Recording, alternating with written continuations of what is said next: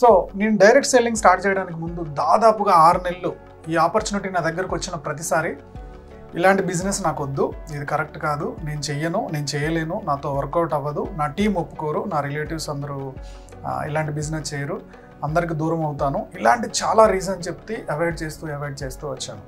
కానీ ఒకానొక స్టేజ్కి వచ్చిన తర్వాత దీని మీద బాగా రీసెర్చ్ చేసిన తర్వాత, ఎంక్వైరీ చేసిన తర్వాత డైరెక్ట్ సెల్లింగ్ బెస్ట్ ఆపర్చునిటీ అని నాకు అనిపించింది.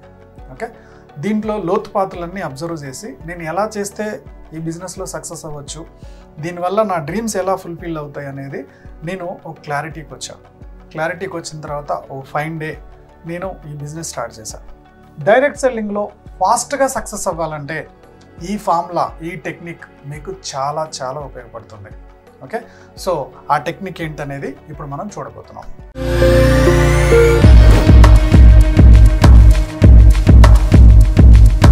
Hello friends, welcome to money మంత్ర. నేను మీ రామకృష్ణ. మనం రోజు లైఫ్కి సంబంధించి, ఫైనాన్స్కి సంబంధించి, డైరెక్ట్ సెల్లింగ్ సంబంధించి చాలా టాపిక్స్ మాట్లాడుకుంటాం కదా. ఈరోజు మనం డైరెక్ట్ సెల్లింగ్ సంబంధించిన ఒక టాపిక్తో ముందుకెళ్దాం. సో నేను డైరెక్ట్ సెల్లింగ్ స్టార్ట్ చేయడానికి ముందు దాదాపుగా 6 నెలలు ఈ ఆపర్చునిటీ నా దగ్గరకు వచ్చిన ప్రతిసారి ఇలాంటి బిజినెస్ నాకు వద్దు, ఇది కరెక్ట్ కాదు, నేను చెయ్యను, నేను చేయలేను, నాతో వర్కౌట్ అవ్వదు, నా టీం ఒప్పుకోరు, నా రిలేటివ్స్ అందరూ ఇలాంటి బిజినెస్ చేయరు, అందరికి దూరం అవుతాను, ఇలాంటి చాలా రీజన్ చెప్తే అవాయిడ్ చేస్తూ వచ్చాను. కానీ ఒకానొక స్టేజ్కి వచ్చిన తర్వాత దీని మీద బాగా రీసెర్చ్ చేసిన తర్వాత, ఎంక్వైరీ చేసిన తర్వాత డైరెక్ట్ సెల్లింగ్ బెస్ట్ ఆపర్చునిటీ అని నాకు అనిపించింది. ఓకే, దీంట్లో లోతుపాతులన్నీ అబ్జర్వ్ చేసి నేను ఎలా చేస్తే ఈ బిజినెస్లో సక్సెస్ అవ్వచ్చు, దీనివల్ల నా డ్రీమ్స్ ఎలా ఫుల్ఫిల్ అవుతాయి అనేది నేను ఒక క్లారిటీకి వచ్చిన తర్వాత ఓ ఫైన్ డే నేను ఈ బిజినెస్ స్టార్ట్ చేసిన తర్వాత నాకు దాదాపుగా ఒక 240 మెంబర్స్ ఫ్రెండ్స్ ఉండేవాళ్ళు. నేను జాబ్ చేస్తున్న దగ్గర దాదాపుగా 120 మెంబర్స్ ఉంటారు. చాలా 2-3 జాబులు చేశాను. ఆ 2-3 జాబుల ప్లేసులలో కొలీగ్స్ అందరితో కూడా నేను టచ్లో ఉంటాను, మంచి కమ్యూనికేషన్ ఉంటుంది. సో ఆ ఫ్రెండ్స్, తర్వాత నేను ఎడ్యుకేషన్ ఎక్కడైతే చేశానో ఆ ఏరియాలో నా ఫ్రెండ్ సర్కిల్ చాలా ఎక్కువ ఉంది. ఆ ఫ్రెండ్స్, తర్వాత రిలేటివ్స్, ఇలా మొత్తం ఒక బంచ్గా ఎవరు ఎక్కువ దగ్గరలో ఉంటారో ఆ ఏరియాలో నేను మీటింగ్స్ పెట్టాలనుకున్నాను అనమాట.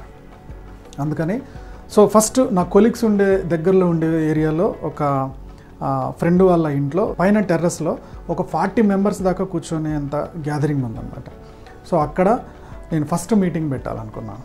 ఒక సండే డేట్ ఫిక్స్ చేసుకున్నాను. అక్కడికి నేను మా అప్లైన్ ఎవరైతే ఉన్నారో ఈ బిజినెస్ మోడల్ ప్రజెంటేషన్ చెప్పడానికి మా అప్లైన్ తీసుకొని వెళ్ళాను. ఓకే, సో ఆ రోజు దాదాపుగా 40-50 మెంబర్స్ నేను ఎక్స్పెక్ట్ చేశాను అనమాట. ఎందుకంటే నాకు చాలా దగ్గర ఫ్రెండ్స్.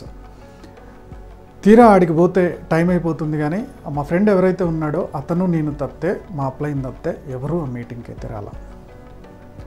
సో ఆ నెక్స్ట్ సండే ఏం చేసామంటే మా రిలేటివ్స్లో ప్లాన్ చేసాం. రిలేటివ్స్లో కూడా ఒక్కరు కూడా రాలేదు.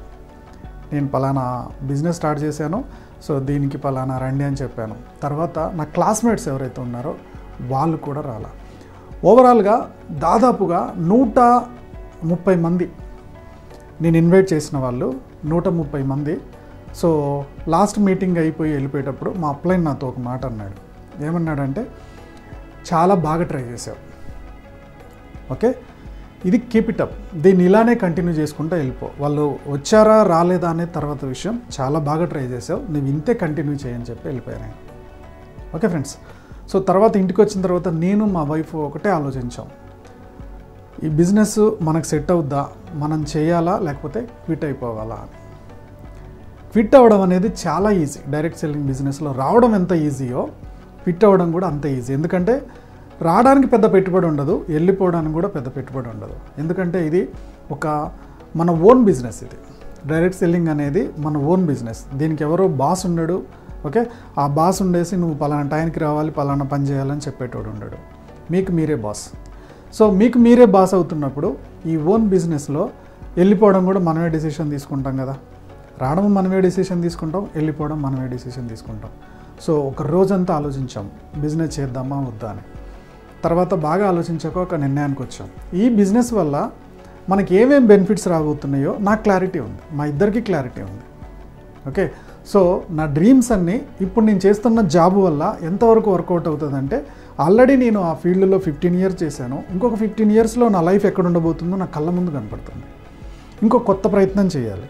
సో ఆ ప్రయత్నం అన్నిట్లలో కొంచెం హార్డ్ ఉన్నా సరే నాకు రిజల్ట్ పక్కా కనపడేది దీంట్లోనే నాకు అర్థమైపోయింది. సో ఖచ్చితంగా నేను ఈ బిజినెస్ని అయితే క్విట్ చేయకూడదు, ఈ బిజినెస్ని కంపల్సరీ బిల్డ్ చేయాల్సిందే అని ఆ రోజు ఇద్దరం గట్టిగా డిసిషన్ తీసుకున్నాం. డైరెక్ట్ సెల్లింగ్లో ఫాస్ట్గా సక్సెస్ అవ్వాలంటే ఈ ఫార్ములా, ఈ టెక్నిక్ మీకు చాలా చాలా ఉపయోగపడుతుంది. ఓకే, సో ఆ టెక్నిక్ ఏంటనేది ఇప్పుడు మనం చూడబోతున్నాం. Who is my next prospect, తర్వాత నా నెక్స్ట్ ప్రాస్పెక్ట్ ఎవరు, ఇదే నేను ఫిక్స్ అయిపోయిన ఒక ఫార్ములా. నేను 100 మందికి బిజినెస్ ఆపర్చునిటీ చెప్పొచ్చు, 100 మంది నో చెప్పొచ్చు, 101 ఎవడు, ఇదే ఎతకడం నా పని. 500 మందికి చెప్పామో 501 పర్సన్ ఎవరు, 1000 మందికి చెప్పామో 1001 పర్సన్ ఎవరు, నా నెక్స్ట్ ప్రాస్పెక్ట్ ఎవరు, ఇది ఒక్కటే ఫిక్స్ అయిపోయాను. ఈ ఒక్క ఫార్ములాని కనుక మీరు డైరెక్ట్ సెల్లింగ్లో ఫాలో అవుతే ఎక్కడో ఉండిపోతారు. ఎన్ని నోలు విన్నామనేది ముఖ్యం కాదు, ఆ నో విన్న తర్వాత మీరు ఎలా రెస్పాండ్ అవుతున్నారు, మీరు ఏం చేస్తున్నారు అనేది ముఖ్యం. ఈ బిజినెస్లో ఎన్ని నోలు వస్తున్నాయి, ఎన్నో ఎస్లు వస్తున్నాయి అనేది ముఖ్యం కాదు. ఎంతమంది ఓకే అంటున్నారు, ఎంతమంది కాదంటున్నారు అనేది ముఖ్యం కాదు. ఓకే, ఎంతమంది నో అన్నా ఎన్ని ఓకేలు వస్తున్నాయి, ఓకే రేట్ పెంచుకోవడానికి నేనేం చేయాలి. ఓకే, నేను వాళ్ళందరినీ ఇన్వైట్ చేసే విధానంలో తప్పు ఉండొచ్చు. ఓకే, వాళ్ళని హ్యాండిల్ చేసే విధానం నాకు రాలేదనుకుంటా, అంతే తప్పితే బిజినెస్లో తప్పులేదు. ఓకే, నేను మొత్తం ట్రైనింగ్ అవ్వకుండా, నేను మొత్తం టెక్నిక్స్ నేర్చుకోకుండా వాళ్ళని ఇన్వైట్ చేశాను, అందుకని ఎవరు రాలా. సో ఇన్వైట్ చేశాను, నేను రాలేదు కాబట్టి నేను ఈ బిజినెస్ సెట్ గాను అని డిసైడ్ అవుతారు చాలామంది. ఎగ్జాంపుల్కి చాలామందికి ఉండే ఇదేంటంటే 4-5 పిలుస్తారు, వాళ్ళు 4 నో చెప్పగానే ఇక ఆ బిజినెస్ ఆపేస్తారు. ఓకే, ఇలా అయితే నేను నో చెప్పడానికి నాకు 130 కారణాలు ఉన్నాయి. 130 మంది నో అన్నారు, 130 మంది నో అన్నారని చెప్పి నేను ఈ బిజినెస్ ఆపేస్తే ఈరోజు బిజినెస్లో ఇంత గ్రోత్ ఉండేవాళ్ళం కాదు. ఓకే, సో నోలు అనేది కామన్, అందరికీ అన్ని సబ్జెక్టులు అర్థం కావాలని లేదు, అందరికీ అన్ని బిజినెస్లు సెట్ అవ్వాలని లేదు. మీకు సెట్ అయ్యే పర్సన్ దొరికేంత వరకు who is my next prospect, నా నెక్స్ట్ ప్రాస్పెక్ట్ ఎవరు, నా నెక్స్ట్ ప్రాస్పెక్ట్ ఎవరు అని ఎత్తుక్కుంటూ వెళ్ళిపోవాల్సిందే.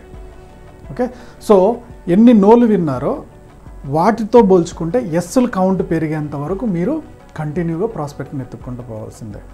ఈ బిజినెస్ అంతా ఒకటే బాస్, గేమ్స్, నెంబర్ గేమ్స్, ఇది సేల్స్ గేమ్స్.